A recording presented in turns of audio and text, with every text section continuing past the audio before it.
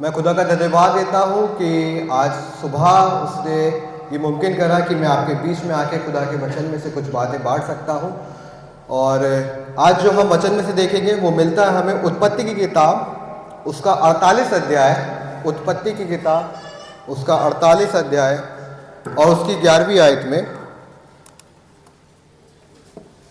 उत्पत्ति की किताब उसका 48वां अध्याय उसकी 11वीं आयत में। मान लीजिए कि एक सुबह आप सवेरा होता है आपका और आपको महसूस होता है कि आज मेरे पास पैसों की थोड़ी सी कमी है, मेरे पास पैसा ख़त्म हो गया है, और सडनली आप उठ के एक अपना शर्ट डालते हैं या कोट डालते हैं और उसकी जेब में हाथ डालते हैं, आपको 500-500 के 2 नोट मिल जाएं, तो आपको कैसा लगेगा?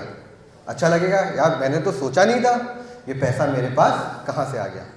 या मान लीजिए कि आप बहुत समय से कोई जॉब के लिए तैयारी कर रहे हैं, अप्लाई कर रहे हैं और आपको कोई रिस्पांस नहीं मिल रहा था, वहाँ से आपने बहुत समय तक करा, कोई रिस्पांस नहीं मिला, लेकिन सडनली एक दिन आपको कहीं से 2-2 कॉल लेटर आ जाते हैं। तो कुछ अच्छा हुआ, आपने तो उम्मीद ही छोड़ दी थी, लेकिन फिर भी खुदा ने आपके लिए मुमकिन करा। तो ऐसे ही यहाँ पे इस शख्स के साथ होता है। ये शख्स जो है इसको कहते हैं हम याकूब। ये है याकूब। याकूब के बारे में थोड़ा सा देखेंगे। याकूब इज़राइल, जिसको परमेश्वर ने उसका नाम इज़राइल रखा था। और यहाँ पे पढ़ दीजिए 48 अध्याय उसकी 11वीं आयत में। तब इज़राइल ने यूसुफ से कहा, मुझे आशा ना थी। थोड़ा सा मैं इसके आपको सीन बताना चाहता हूँ क्या चल रहा है। जो यूसुफ है वो प्रधानमंत्री बन चुका है और उसने अपने भाइयों पर ये प्रकट कर दिया कि मैं तुम्हारा भाई हूँ। और उसके बाद की बात चल रही है और याकूब ने, इज़राइल ने अभी तक ये मान लिया था कि जो मेरा बेटा यूसुफ है वो मर गया है, क्योंकि उसको गड्ढे में डाल दिया गया था, उसके भाइयों ने बेच दिया था। तो ये समय उस समय का है जब यूसुफ ने ये प्रकट करा याकूब पे कि मैं तेरा बेटा हूँ। तो याकूब को रियलाइज हुआ कि हाँ, मैंने तो इसको मरा हुआ मान लिया था, लेकिन यहाँ पे उससे कुछ और बढ़कर बात हुई। यहाँ पढ़ दीजिए 48 अध्याय उसकी 11वीं आयत। तब इस्राएल ने यूसुफ से कहा, मुझे आशा न थी, मुझे आशा ना थी। यूसुफ को देखने की इज़राइल की आशा अब ना थी, लेकिन खुदा ने उसके जीवन में कुछ और भी बहुत अच्छा करा। क्या करा वो? कि मैं तेरा मुख फिर देखने पाऊंगा, कि मैं तेरा मुख फिर देखने पाऊंगा। परंतु देख परमेश्वर ने मुझे तेरा वंश भी दिखाया। परमेश्वर ने मुझे तेरा वंश भी दिखाया। ये समय चल रहा था जब यूसुफ अपने बेटे एप्रेम और मनशशे को इज़राइल के पास लाया था ताकि वो उसको आशीष दे पाए। तो कितनी अनोखी बात हुई कि जब इज़राइल को ये आशा ना थी कि मैं अपने बेटे यूसुफ को देख पाऊंगा, तब उसने उसके वंश को भी दिखा दिया। ये काम और कोई नहीं कर सकता, ये काम हमारा खुदा करता है। जब हमें आशा नहीं होती है तब वो निराशाओं में हमारा खुदा होता है। जब हम बहुत सारी परेशानियों से घिरे हुए होते हैं, जब समस्याओं से घिरे होते हैं, जब हमें लगता है कि यार हम यहाँ से कैसे निकलेंगे, कैसे हम अपने जीवन में आगे तरक्की करेंगे, उन निराशाओं में मेरा खुदा आशा बनता है। जब हमें आशा नहीं होती है तब वो हमें संभालता है। जब हम बीमारी से ग्रस्त होते हैं, जब हम परेशान होते हैं, जब हमें समस्या लगती है, जब बेड पे हो जाते हैं बिल्कुल कि यार अब उठ नहीं पाएंगे, अब हम अपने काम नहीं कर पाएंगे, अब हम मानी घर बना रहे हैं, अब हमारा घर नहीं बन पाएगा, लेकिन तब उन परेशानियों में एक आशा की किरण खुल जाती है। जब आप घर पे बैठते होंगे तो आपको बहुत सारी परेशानी दिखती होंगी, आपस के झगड़े दिखते होंगे, आपस की परेशानी दिखती होगी, कोई शराब पी रहा होगा बहुत ज़्यादा, कोई परेशानियों में ग्रस्त होगा, किसी का अपना कोई प्रियजन खो गया होगा, किसी को बहुत बीमारी सता रही होगी, आपको कुछ नज़र नहीं आता होगा। तब उन निराशाओं में खुदा आपके लिए आशा बनता है। और मैं आज आपको इसी बात से उभारना चाहता हूँ कि जब आप निराश हो जाएं, जब आपकी आशा जाती रहे, जब आपको ये लगे कि अब नहीं हो सकता है, तब एक खुदा है जो सब कुछ मुमकिन कर सकता है। वो हर एक परिस्थिति में काम करने के योग्य प्रभु है। उसके लिए कुछ भी मुमकिन, ऐसा नहीं नामुमकिन नहीं है, वो हर एक चीज मुमकिन करता है। एक जगह हम और चलेंगे जो मिलता है निर्गमन की किताब उसका 14वां अध्याय, निर्गमन की किताब चैप्टर 14 वर्स 11। यहां पे भी एक ऐसी समस्या आ गई थी इजरायलियों के सामने, जब उनको लग रहा था कि अब तो हम नाश हुए जाते हैं। ये वो बड़ा समय है जब मिस्रियों की गुलामी से निकालकर प्रभु मूसा के द्वारा इजरायलियों को ले जा रहा था, और ये कहां खड़े हैं? ये लाल समुंदर के सामने खड़े हैं। पीछे कौन है? पीछे मिस्रियों की सेना है। हम सब इस वृत्तांत को बहुत अच्छे से जानते हैं कि मिस्रियों की सेना पीछे मारने को खड़ी है और सामने लाल सागर है। अब सामने कुछ दिखाई नहीं दे रहा है। इजरायलियों को तो आशा ना थी कि हम यहां पे बच पाएंगे, तो वो क्या कहते हैं 14वीं अध्याय की 11वीं आयत में क्या कहते हैं मूसा से? वो और वे मूसा से कहने लगे, और इजरायली जो थे वो मूसा से कहने लगे, क्या मिस्र में कब्रें ना थी? क्या मिस्र में कब्रें ना थी? यहां पे वे निराश हो गए। उनको आशा नहीं थी। उनको लग रहा था कि ये लाल समुद्र के सामने हम मर जाएंगे, जो मिस्री हैं वो हमें मार देंगे। कब्रें ना थी? क्या हमें वहां खाने को ना मिलता था जो तू हमें यहाँ पे बीच में ले आया ताकि हम मर जाएं? वो कुड़कुड़ाने और बुड़बुड़ाने लगे। उनको आशा ना थी कि हम यहाँ से बच पाएंगे। पर हम सब जानते हैं कि हमारे प्रभु ने क्या करा। जब उनको आशा ना थी कि हम यहाँ से निकल पाएंगे, तब खुदा ने लाल समुंदर को 2 भाग कर दिया और वो लोग थल ही थल वहां से निकलने वाले हो सके। जब आपको लगे कि अब समस्याओं ने चारों तरफ से घेर लिया है, इस नए साल में जब हम एंटर करते हैं तो हमारे बहुत सारे गोल्स भी होते हैं कि हमें ये अचीव करने हैं, हमें ये अचीव करने हैं, हमें ऐसा करने हैं, लेकिन बहुत सारी हम समस्याओं का सामना भी करते हैं। तो जब अगर आप समस्याओं का सामना करें तो ये याद रखें कि आप निराश ना हो, क्योंकि एक खुदा है जो आपको हमेशा संभालता है। हर एक निराशा में मेरा खुदावन यीशु मसीह आशा बनकर हमारे सामने उपस्थित होता है। मैं आपको एक बात बताता हूं, 2015 की बात है, थोड़ा पर्सनल एक्सपीरियंस है कि निराशाओं में कैसे खुदा ने हमें आशा दी। 2015 की बात है और 15 के जनवरी या फरवरी का महीना था, और मेरी मम्मी को एक माइनर अटैक आया था और डॉक्टर ने बोला कि हार्ट अटैक है, आपको उनको लेके संजय गांधी जाना पड़ेगा और लखनऊ जाना है। तो हम लोगों ने कहा ठीक है जाते हैं। तो वहाँ पे एंजियोप्लास्टी होने थी, जिसकी फीस 1.5 लाख रुपए थी जो हम लोग को जमा करने थी। उससे पहले हम लोग ने थोड़ा खर्चा हो गया था, भाई की शादी हो गई थी, थोड़ा घर भी बनवा लिया था, थोड़ी गाड़ी भी खरीद ली थी। तो हम लोग का फाइनेंस जो था वो 0 रुपीस में पहुंच गया था। अकाउंट में सबके मिला के 20 से 25 हज़ार रुपये ही हो पाए। और हम लोगों को वहाँ पे बात करी एंजियोप्लास्टी के लिए, और हम लोग यहाँ से चल दिए। पैसा नहीं है, अगले दिन सुबह 8 बजे हम लोग को पैसा जमा करना है। संजय गांधी में हम लोग के पास पैसा नहीं था, लेकिन हम लोग यहाँ से चल दिए। मैं, पापा और मम्मी जा रहे थे और हम लोग ने रास्ते में भरपूर प्रयास कर लिया। जितने रिश्तेदार थे, जितने सगे संबंधी थे, सबको कॉल करके बात करके कि भैया हमें पैसों की ज़रूरत है। उन्होंने कहा कितने की? तो हम लोगों ने बोला कम से कम 1.5 लाख की ज़रूरत है। तो सबने कहा कि इतनी जल्दी इतना इंतज़ाम हम कैसे कर सकते हैं, और अगर हो भी गया तो हम आपको कैसे पहुंचाएंगे, क्योंकि ये ट्रांसफ़र ऑफ मनी उस समय इतना नहीं चलता था।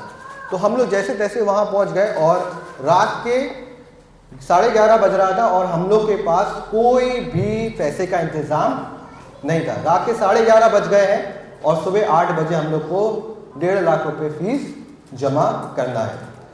हम लोग के पास कोई आशा नहीं थी उस समय कि पैसों का इंतज़ाम कहाँ से होगा। तो हम लोग जिस घर में ठहरे थे, जगदीश उपा गया, उन्होंने देखा मम्मी पापा आपस में कुछ बातें कर रहे हैं और बड़े परेशान हो रहे हैं। तो उन्होंने बुलाया, उन्होंने कहा कि क्या हो गया, तुम लोग क्यों परेशान हो इतना? मैं प्रे करूँगा सब कुछ ठीक होगा। तो फिर उनको बताया कि हम लोग को जाने हैं और 1.5 लाख रुपए जमा होने हैं और हम लोग के पास पैसा नहीं है। तो उस निराशा में खुदा ने आशा बन के हमें सपोर्ट करा और उन्होंने कहा कि मैं तुम्हें इसी वक्त 2 लाख रुपए देता हूँ, कल तुम अपनी फीस जमा करके अपनी एंजियोप्लास्टी करवा लेना। जब निराशा नहीं थी, मेरा खुदावन उस समय हमारे लिए आशा बना। आपके जीवन में भी कभी लगता होगा कि यार चारों तरफ अंधेरा है, हमारी समस्याएं बहुत बढ़ती जा रही हैं, अब हम यहाँ से नहीं निकल पाएंगे। आपके पास फाइनेंशियल समस्या आई होंगी जीवन में। अब अपने व्यक्तिगत जीवन में झांक कर देखें तो आप इस बात को रियलाइज कर पाएंगे कि बहुत समय आपको लगा कि हाँ आशा तो नहीं है, लेकिन उस निराशा में खुदावन आपके लिए आशा की किरण बन गया। अगर हम देखें पहला सैमुएल 17 अध्याय 8वीं और 9वीं आयत, मैं आपको वचन से बहुत सारे एग्जाम्पल्स दूंगा जिससे आप ये चीज को अपने जीवन में गांठ बांध पाए कि कभी जब हम निराशा में घिरे होते हैं तो मेरा खुदा मेरे लिए आशा बनता है। पहला सैमुएल 17 अध्याय 8वीं और 9वीं आयत, यहाँ पे वृत्तांत, बहुत फेमस वृत्तांतों को ले रहा हूं मैं, जो आपको बचपन से सुने होंगे, कोई नई बात नहीं है।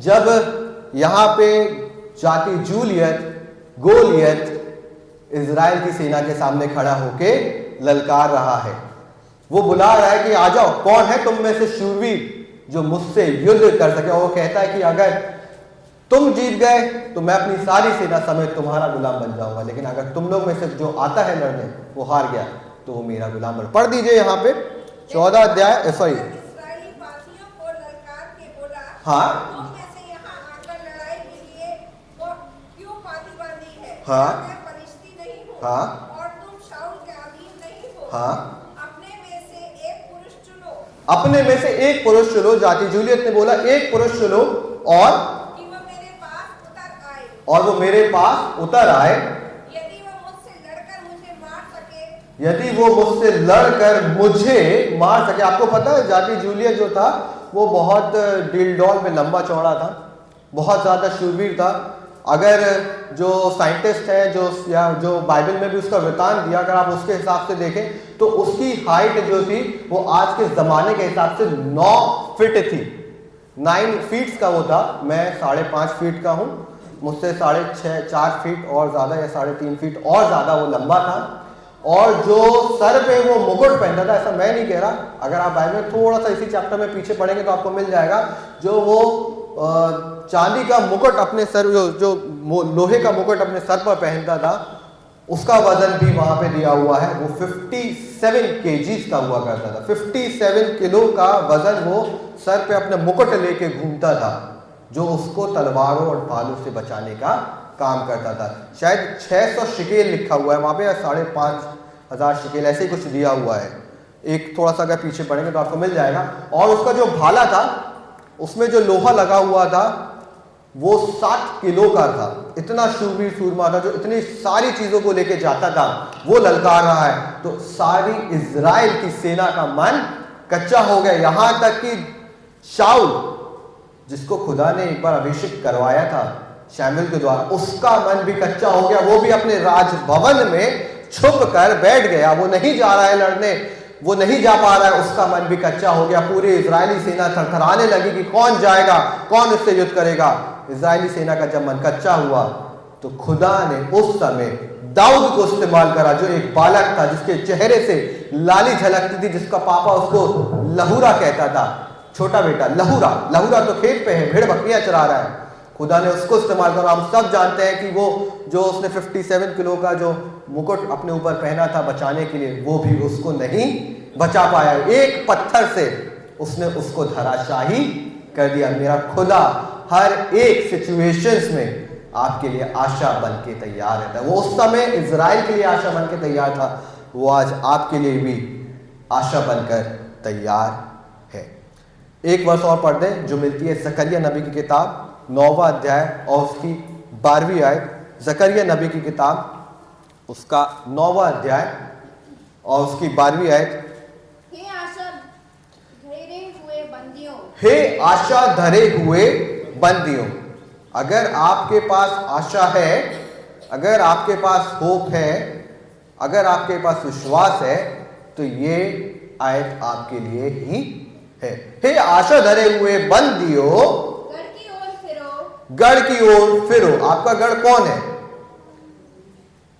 आपका गढ़ आपका खुदा है। अगर आपके पास आशा है और आप अपने खुदा की ओर फिरते हैं, यानी कि आप अपना भरोसा खुदा पर रखते हैं, तो आगे मैं आज ही बताता हूँ, मैं आज ही बताता हूं कि मैं तुमको बदले में दूना सुख दूंगा। कि मैं तुमको बदले में 2 गुना सुख दूंगा। आप जितना अभी सुख पा रहे हैं आप शायद उसमें खुश होंगे, लेकिन खुदा आपको उससे भी ज्यादा देना चाहता है।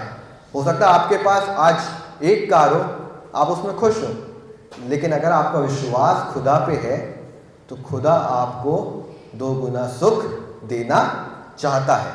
शायद आप आज 8-10 हज़ार कमा रहे हो, आप उसमें खुश हो, लेकिन अगर आपका विश्वास खुदा पे है तो खुदा आपको दूना सुख देना चाहता है।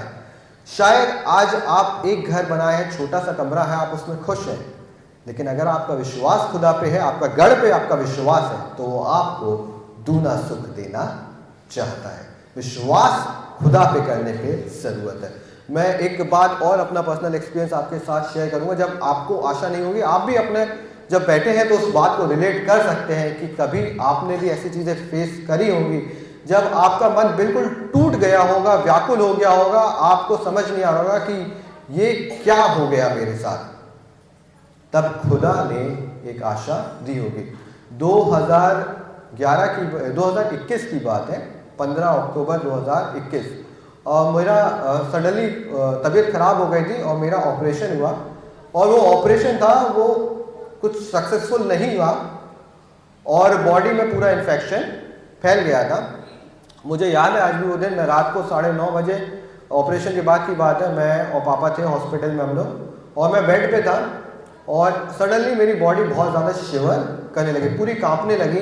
पापा ने दोनों हाथ पकड़ के सीने पे रखे मेरे, और एक हाथ से दबाया और एक हाथ से पैर दबाया, फिर भी बॉडी नहीं रुक रही थी, और लगभग 9:30 के आसपास मैं फेंट हो गया, कोलैप्स हो गया, और पापा बड़े चिंतित हो गए। पापा ने मम्मी को बताया, और उसके बाद लगभग 11 बजे के आसपास होश आया। तो अगले दिन जब जांच हुई तो पता चला कि बॉडी में इन्फेक्शन फैल गया है, जिसकी वजह से ये सब चीज़ें हुई थी। जो मेडिकल्स में जानते हैं वो जानते हो कि अगर इन्फेक्शन फैल जाता है तो ये सब नॉर्मल होता है। उसके बाद पता चला कि जो बॉडी में जहाँ ऑपरेशन हुआ था वहाँ पे पूरा पस पड़ गया है, और एंटीबायोटिक्स जो चल रहे हैं वो काम नहीं कर रहा। उस पर लगभग 1.5 महीने मैंने हॉस्पिटल में काटा।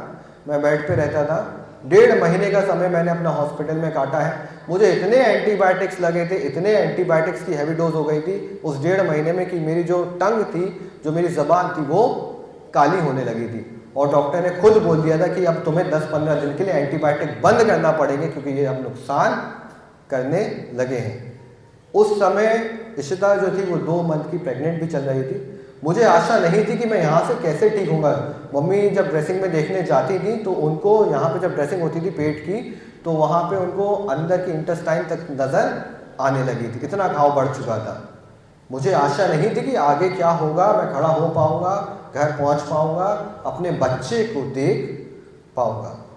मुझे तो आशा नहीं थी, लेकिन आज खुदा ने मुमकिन करा कि वो बच्चा मेरे साथ मेरी गोद में बैठता है और मैं ड्रम बजा लेता हूँ। जब आशा नहीं होती है आपको, तब खुदा आपके लिए आशा बनता है। शायद आप बहुत समय से कोई अच्छी चीज़ पाने के लिए ट्राई कर रहे हो, आपको नहीं मिल रहा हो, लेकिन खुदा आपके लिए वहाँ पे आशा बनेगा, वो चीज़ आपको मिलेगी। शायद आप अपने बच्चों के लिए बहुत अच्छा रिश्ता ढूंढ रहे हो, अभी नहीं मिला हो। याद रखिए कि खुदा आपके लिए बहुत कुछ अच्छा प्लान करके रख रहा है। शायद आप अपने बच्चों को बहुत अच्छे इंस्टीट्यूट में डालना चाह रहे हो, अभी एडमिशन नहीं हुआ है। खुदा आपके बच्चों के लिए वो भी प्लान कर रहा है। खुदा पे आशा रखने की जरूरत है। बाइबल में बहुत सारे एग्जाम्पल्स हैं, बहुत सारे एग्जाम्पल्स हैं। एक औरत थी जिसको 12 वर्ष से लहू बहने का रोग था। बाइबल में दिया है मरकुस अच्छी सुसमाचार, उसका 5वां अध्याय 25 से 34 आयत तक इसका वृत्तांत मिल जाएगा। 12 वर्ष से लहू बह रहा था, उसको ये पीड़ा सता रही थी। 12 वर्ष एक बहुत बड़ा समय होता है। अगर आप देखें, कोई अगर इंसान 5-6 महीने 1 साल भी बीमार पड़े तो उसके अपने लोग उससे कतराने लगते हैं, दूर होने लगते हैं। वो 12 वर्ष से उसको लहू बहने का रोग था। वो अपना सारा माल, अपने सारा पैसा डॉक्टरों में व्यय कर चुकी थी, लेकिन उसको अभी भी चंगाई नहीं मिली थी। उस समय जब उसने सारी आशा छोड़ दी, 12 वर्ष के पीरियड में अगर एक बच्चा है तो अपनी क्लास 1 से क्लास 12 को कंप्लीट कर लेगा। बड़ा पीरियड होता है, बहुत बड़ा पीरियड होता है। उस निराशा में खुदावंद यीशु मसीह के जब उसने दामन को छुआ तो वो उसी पल, उसी घड़ी चंगी हो गई। उसको आशा खुदावंद यीशु मसीह से थी। आज आपकी आशा कहाँ पर है? पतरस को देखें, अगर पतरस के जीवन में, तो जब खुदावंद यीशु मसीह पतरस से पहली बार मिला था तो पतरस क्या कर रहा था? मछली पकड़ रहा था। एक्चुअली उसने जालों को साफ कर रहा था, मछली तो उसको मिली नहीं थी उस समय। उसने सारी रात ट्राई करा था, उसने तो सोचा था कि शायद मैं मछुआरा ही हूँ, और उसमें भी फेल हो गया हूँ क्योंकि मैंने रात भर कोशिश करी और मैं मछली नहीं पकड़ पाया। लेकिन खुदा ने उसको